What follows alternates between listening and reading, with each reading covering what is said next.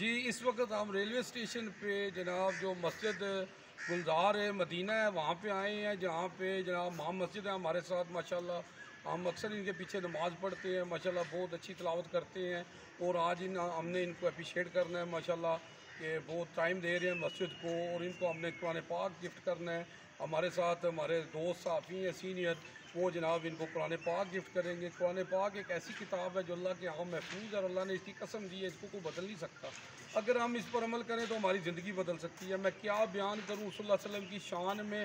اللہ نے سب کچھ نازل کر دیا ہے قرآن میں. اما عائشہ سے کسی نے پوچھا آپ صلی اللہ علیہ وسلم کی سیرت کیا ہے، تو اما عائشہ فرماتی ہیں قرآن قرآن. آپ صلی اللہ علیہ وسلم فرماتے ہیں قرآن پڑھا کرو قرآن پڑھا کرو، یہ قیامت کے دن تمہاری سفارش کرے گا. اللہم صلی علی محمد وعلی محمد. جی قاضی صاحب کیسے ہیں آپ جناب؟ السلام علیکم.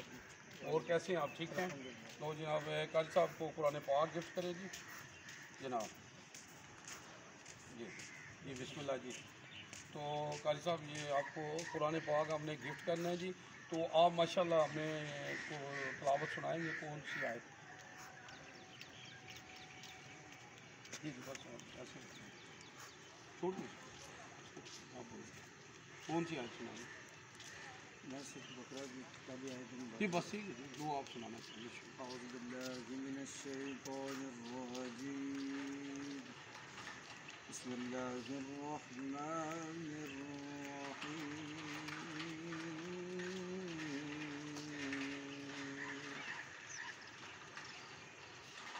الف لام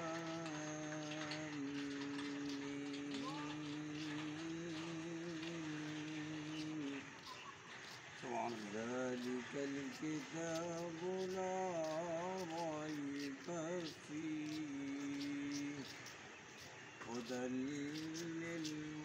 للمتقين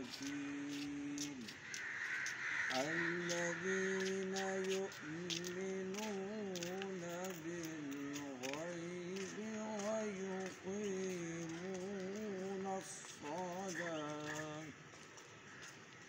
ويقيمون الصلاة ومما رزقناهم ينفقون